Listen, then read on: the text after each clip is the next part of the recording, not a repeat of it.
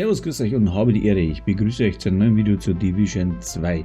Ich bin die Feldwilson und ich möchte euch heute den Weg mit dem Hardcore-Agenten erleichtern. Der eine oder andere hat vielleicht mit dem Gedanken gespielt und denkt sich, oh nein, ist nichts für mich. Aber man auch denkt, ist relativ schwierig, ja, weil wenn tot, dann tot. Fliege vorbei, trabt tot, Taube vorbei, fliegt tot. Also ist gar nicht so einfach.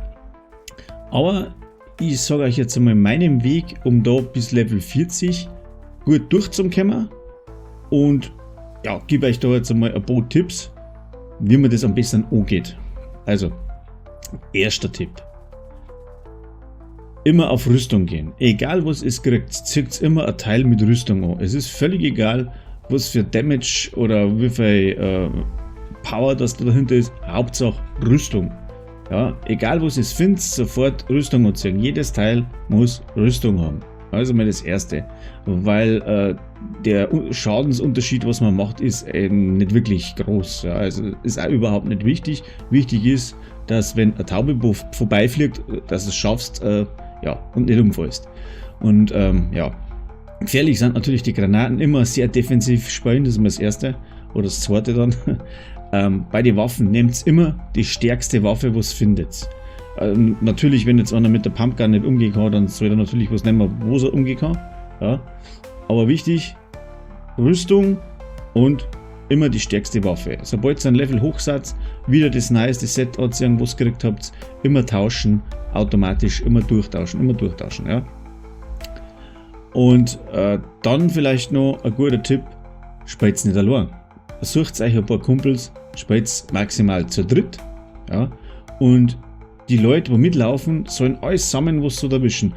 Natürlich ist von Vorteil, wenn die schon im SHD-Bereich sind, ja, die kriegen dann Level 40 Sachen, die was es dann wieder kriegt, ja, von einer dann rausgeschmissen, und mit denen Dinger, das ist verkaufen, ja, nicht zerlegen, das ist verkaufen.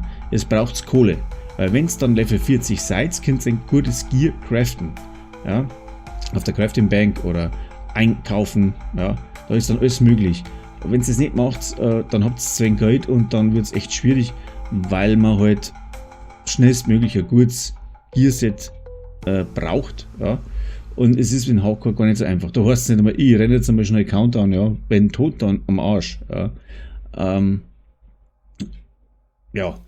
Wir haben gespielt, herausfordernd, ja, mit 1, 2, 3 Detektiven. Das geht dann, wenn 1, 2 dabei sind, die wo schon ein gutes Gear-Set haben. Ja. Wir haben jetzt meine Kumpels von 1 bis 40 gezogen.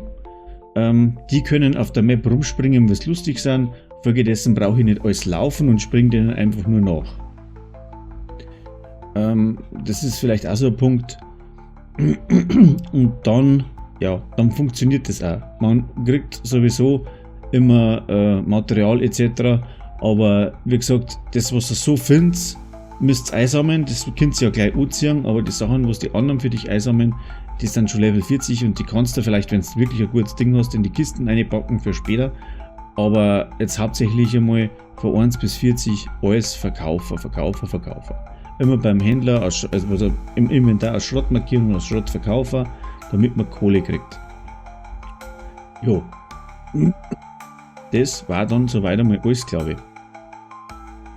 Was jetzt bei mir der Fall ist, in meinen Hardcore-Agenten, ich bin jetzt irgendwo bei 39, also Level 39, ich habe noch einen Schritt, dann bin ich Level 40, weil ich schon mal gestorben bin. Ja, ich habe es auch übertrieben, ich habe mit der Fernrohr gespielt und habe den Bombenläufer leider nicht können sehen und der hat mich instant weggeblasen. Und das war's dann, wieder von vorne angefangen. Wo es auch noch der Tipp wäre, wenn ihr sterbt im Hacker-Agenten und habt schon SAD meinetwegen 100 oder 1000, ja, dann müsst ihr es wieder von vorne anfangen, aber nicht ganz. Also das heißt, ihr spielt es wieder von 1 bis 40, wenn ihr dann die Uhr gekriegt habt, dann habt ihr wieder die 1000 SAD-Punkte, wo ihr euch zuvor erspielt habt. Das wissen vielleicht voll nicht.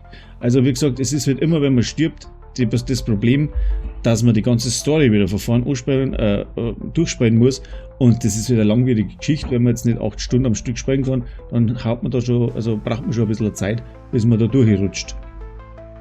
Ja. so viel einmal dazu. Ich verlinke euch jetzt dann noch ein Gameplay, damit ihr seht, von was ich geredet habe. Beziehungsweise einen Livestream, was wir im Hardcore gelaufen sind. Und ich hoffe, euch hat es ein bisschen weitergeholfen. Jeder, der wo mit dem Hardcore anfängt, sollte es ein bisschen so in die Richtung einhalten. Und dann kommt man auch relativ gut durch. Also ich wünsche euch was, bis zum nächsten Mal. Servus.